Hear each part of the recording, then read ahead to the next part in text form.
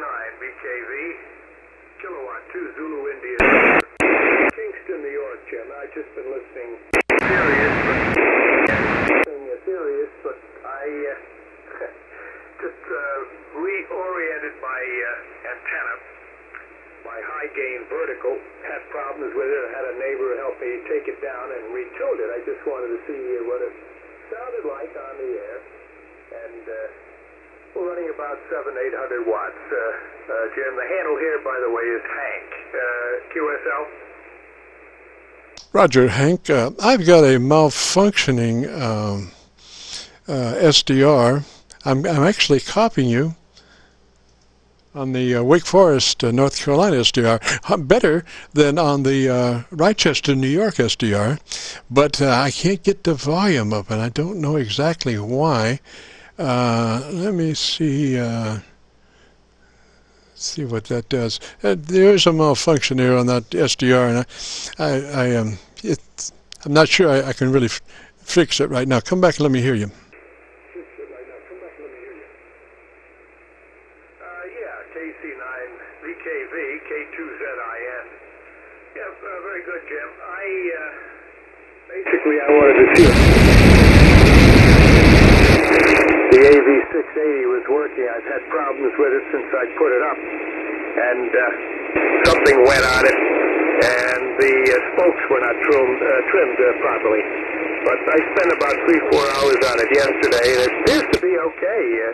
In fact, it wouldn't even resonate on 20. Now it seems very good. But anyhow, the band is not great. You were 20 over 9. Now has slipped down past the about S6, maybe S7. Anyhow, I won't hold you. I know there's a lot of people that would probably love to have their signal checked out. But I don't know whether you're copying me now. KC9VKV, K2ZIN. We're in Kingston, New York, Jim. Roger, sir. Well, like I say, I'm not. Rochester, New York is just quiet as a mouse, but I did perform surgery on the Wake Forest SDR, my SDR receiver for Wake Forest, and I did get your level up, and I know that this is not probably a correct sequence level on this.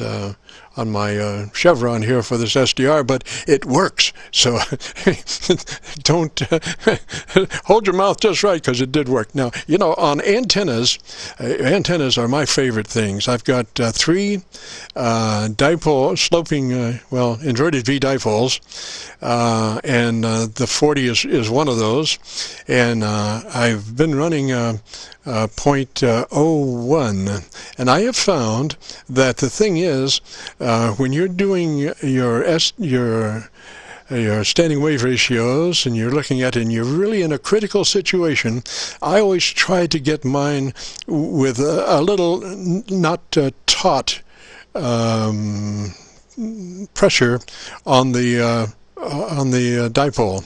In other words, a slight loop on the dipole, because when you get that SWR down to less than a 0.1 to 1, then you can control the minute SDR by just how taut that you make that the dipole. Roger. The dipole, Roger. Yeah, I missed the last part of that, Jim. The signal's fading drastically, and more than likely it's doing likewise. Make it go over here. Okay, and you're doing a lot of work with antennas. I'm also the same too, Jim. I have about 3 or 4 antennas. I have a beam, and I have a Carolina Windham. And of course now the vertical, the high gain vertical, which seems to be pretty good. I'm still going to do more work on it. But the SWR on 40 is probably around 1.3 or 1.4 to 1. I probably could have spent another couple hours with this thing. It's really difficult when it's on the ground, because you know darn well when it goes when you raise it, it's going to change somewhat. QSL?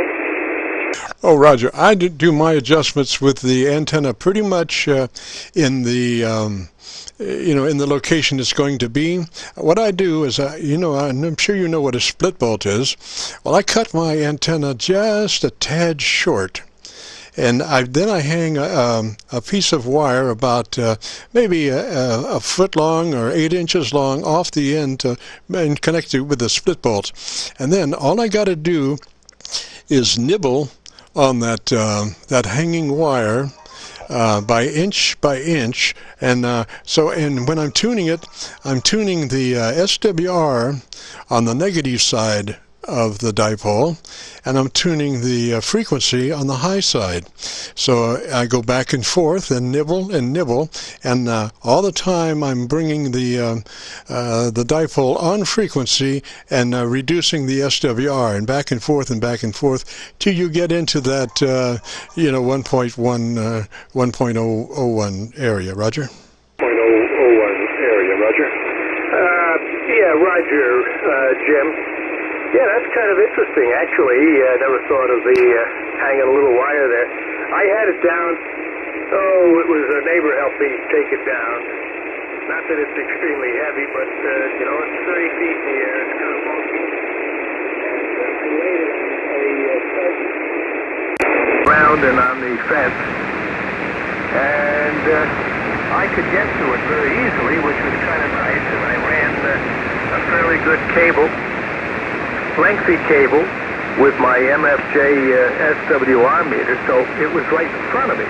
Otherwise, I'd have to keep going back up and down on a step, and that would be a real pain, which I've done before. But anyhow, that's a great. It's a little difficult cutting the spokes, which of course are aluminum, stainless. They come along with stainless, I think. And you got to keep pulling them out and hacking them with a saw, and then if it's too much, you got to get another one and put a longer one in. But I got it to the point where it's pretty good, and on 20 meters, it wouldn't even resonate originally when I had put it up in the air about 3-4 months ago. And yesterday, it was like 1.1, so it was pretty good, QSL. Roger that. Well, the one I had the most trouble with was my 80 meter. It was a dipole, but it was a sloper. It went to the top of about an 80-foot tree.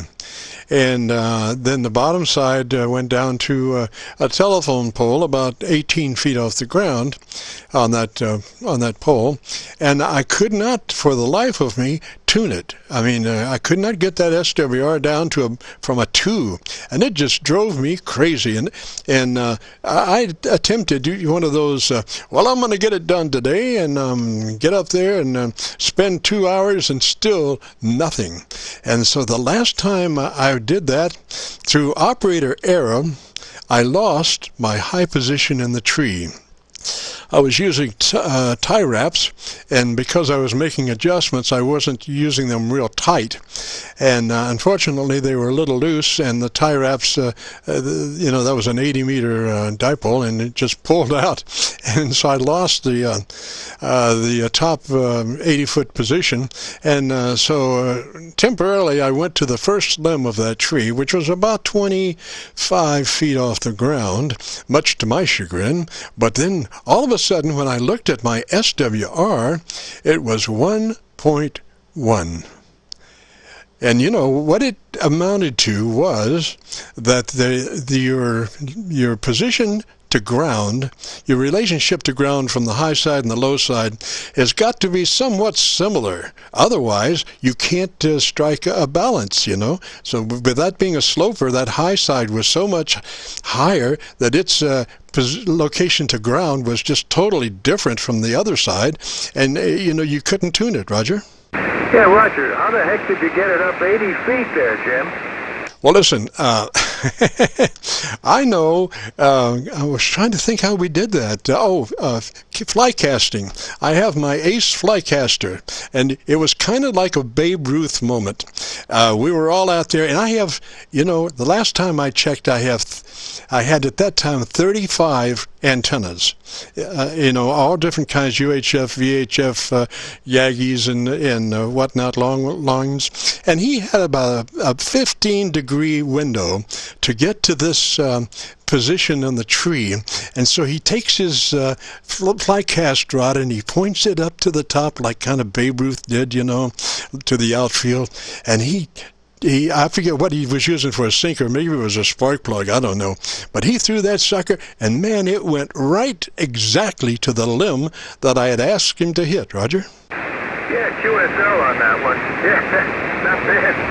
A fishing rod. Yeah, well, more difficult than trying to catch fish, I guess, that's for sure. What I use, too, Jim, right now, I've got one that's up about my Wyndham. Goes off my, which is 40 feet away from there. And it's up around 50, about 56 feet. So it goes from 40 feet to about 50 or 60 feet. But now, I think I use a hammer to do that. Don't ask me how I did it, but I've lost a lot of hammers, Jim, so now I use it, and that seems to... Roger, man, I just missed the last of that. I was moving between one SDR and the other.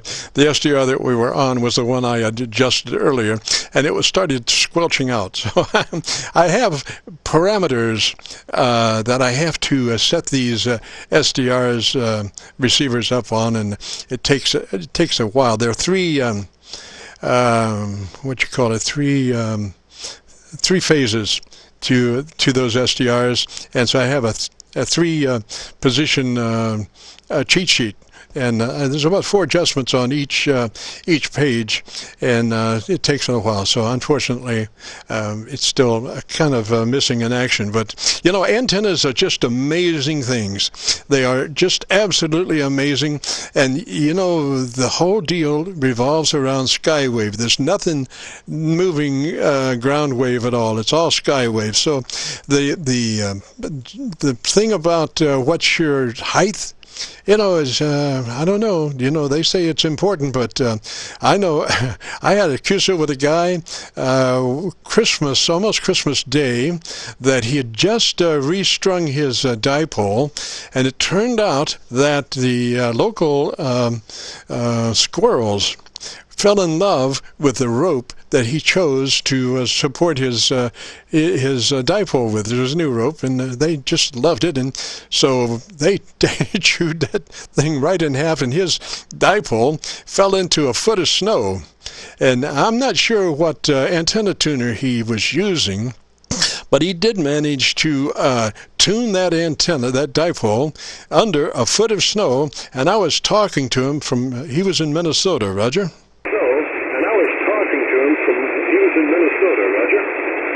Yeah, Roger on that. Yeah, that's interesting. They do say, though, and I've heard this, I'm sure you have, that you could probably put an antenna underground. The proper, experimentation, of course, and work out sometimes just as well. I've never tried it, but and I don't plan on doing that either. But anyhow, they always used to say, of course, transmissions, transceivers, we have several of them here. I have a lot of tube models. The one we're on now is a Yaesu FT99 and a 0. We're feeding that into an Ameritron AL572, which seems to work out pretty well. I also have a Swan 500. I have a 706 ICOM, a couple of them. And one of my favorite ones, which I haven't used in a little while, is a kind of an unusual national NCX 1000. Not too many of them made either, Jim. And boy, I've had terrific reports on that. It's 22 tube in there. There's only 2 tubes, the rest is solid state. But I can get around 600-700 watts out of it. I've had terrific audio responses from people, but they always said years back, it really doesn't matter too much what the transceiver is. 100 watts is 100 watts. Of course, audio is important too. But they always used to say, if you spend $2,000 on a rig, spend $4,000 on your antenna. USL? Oh, roger that, roger that. Well, it's hard to spend $4,000 on a wire antenna. I think I'm using galvanized. You know, the whole thing about metal and RF is really a joke. Because, when I built Yagi antennas, I was building Yagi antennas for 2 meters, and, they were saying, well, you got to use aluminum, and you got to use whatever, and copper would be the best. So I said, and at that time, I was building my Yagis out of 1/4-inch galvanized, zinc-covered galvanized steel. And, 1/4-inch zinc-covered galvanized steel, and these guys are talking copper. So I said, all right, I'm going to build me a Yagi out of copper. So I built the same Yagi out of copper, and A-bead between my zinc-covered galvanized steel and the copper jobber, and there was no difference. I repeat, no difference. The only difference was that you could not keep the copper elements in line. I mean, it was a joke. A wind would blow, and that copper was a soft copper, and that copper would just go every which way. So you'd spend your life trying to keep that copper Yagi aligned. Whereas that zinc-covered galvanized steel, man, it would take a tank to change those elements. Roger? Yeah, Roger on that, Jim. Yeah, Roger.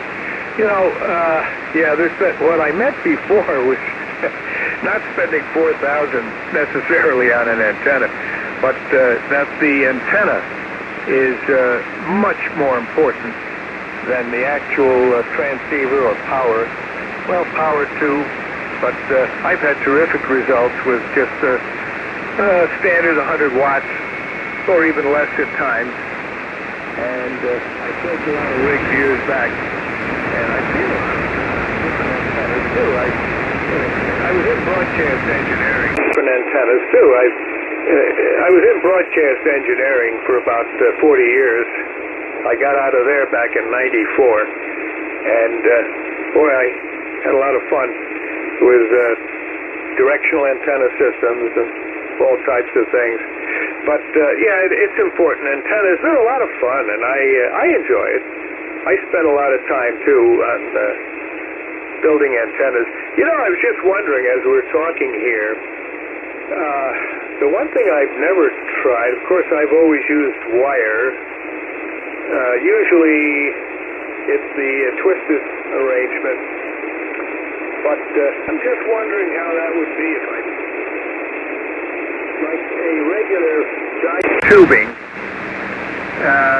fed naturally in the center, to see how that would work, whether it would be any different. I'm not talking about 2-inch in diameter aluminum pipe, but, some regular aluminum tubing that you could get at the hardware store. Just put them together and see if it makes any difference when you're tuning it up, etc. Roger. Well, diameter has to do with the Q, and the Q has to do with gain. So I found when I was building my Yagis on using the 1/4-inch diameter galvanized steel that my Q was extremely high, and therefore my gain was extremely high. And on any given day, my gain was about 4 or 5 dB hotter than the typical Yagi antenna with that many elements, because my element diameter was a 1/4 inch as opposed to the aluminum aluminum, you know, half-inch or whatever that is. So my average Q was a lot higher, and so my gain is, now we're talking center frequency, my gain was, you know, on any given day 4 to 5 dB hotter than other antennas with the same elements. Now the thing is, what you trade off for that, the Q, the gain, you trade off for width of band. And they were flat, man, they were flat all the way across the band, you know, and I couldn't argue with that. But how often are you out to the edges of the band, you know? And not only that, but they continued to be fairly less SWR way on past the bands, you know? Well, I'm talking about gain, I'm talking about white noise, I'm talking about listening 5 dB hotter to the signal, you know, on the mid-band frequencies. Roger? Yeah, Roger on that. Yeah, well, you've done a lot of experimenting, Jim, for sure, and I plan on doing it, and I plan on doing a lot more as soon as the weather gets a little better. Actually, we're getting snow here right now. Temperature actually was dropping. It was 43 today, and now it's around 38, 37. So, anyhow, once it gets a little warmer, I'm going to start doing some experiment. We don't have a lot of space here, too, by the way. We have approach a half an acre, but that, of course, is with the house and everything else on it. And we have a 5.5-acre pond, which surrounds the neighborhood. In fact, our house is the closest to the pond. One part of our house is only like 20 feet. And that's where I decided to rest my AV680, the high gain vertical. That's where it sits now. It's about 8 feet, which they suggest. They say 8 to 10 feet above ground. And that's just where I have it. And anyhow, I'm going to put another antenna out in the front of the house. And if I put too many antennas around the house, my wife's going to hang me for one. USL? Roger. Well, I managed to get 38 antennas around the house. I don't recommend much more than that, because you do start to have inner reactions between antennas. I did wipe out my 440 centimeter antenna because it was our radio, because it was just too close to my 80-meter dipole long wire, or dipole. So you start to have problems when you start having a bunch of antennas and power. You know, they don't work too well. Well, listen, I've got to jump out of here, but could you come back with your call sign slowly, phonetically, one more time, please? Why, certainly. The call sign, Jim, is Kilowatt 2 Zulu India November K2ZIN. We are in Kingston, New York, which of course is the first capital of New York State. No longer. A lot of people around here probably never realized that it was. But and again, the handle is HANK. The handle is HANK. Yeah, I'm going to let you run. We have company also coming in. I've got to, I put an umbrella up over our grill, Jim, because it is raining or snowing or whatever. And I've got to grill some chicken tonight. So I've got to get my body in gear here. Well, listen, you have a wonderful, wonderful day. And my best very 7-3s to you. Thanks a lot for the chat. Certainly do enjoy it. I'm not a contester. And by the way, 38 antennas. Oh, boy. I'd have to get rid of our house if I was to do that, Jim. I don't plan on doing that. Absolutely not. But 7-3s, and I'm sure we'll hook up and meet again real soon on 40 or 80 or 20. Most of the time, I'm either on 20 or 40. KC9VKV, Kilowatt 2 Zulu India, November. Roger, Roger, Hank, 3's that way. Yeah, I had 38 antennas, 3 towers, and 5 rotors, and a partridge in a pear tree. So anyway, it can get very complex. So finally, I had to make some decisions about my rotors. I had to, you know, these rotor cables are non-shielded usually, and I have cable runs, and I have, you know, maybe about a 4-inch cable run, and I was running my rotor leads in there too, and unfortunately they were picking up a lot of RF, and then I was bringing it right into the shack and in some very not good places for that all that RF to be. So finally I had to take those rotor cables on and just kind of isolate them towards the you know, an area that wasn't critical where I tried to figure out what to do with them, and right now I'm just bringing them back slowly but surely. So anyway, let me say 3's up that way, and thanks for the Qso. Enjoyed it very much, and if you would be interested, you can go to YouTube in the next couple of days. We'll post this. We have been recording since 3:30, and so if you go to YouTube and do a call letter search for Kilo Charlie 9 Victor Kilo Victor, that will take you to our Qso-Vlog page, and on that page look for air check called My Group Air Check 4519. My Group Air Check, today's date 4519. So we'll say 3's Hank, and you have a good day and a good weekend, and we'll catch you later. This is KC9VKV.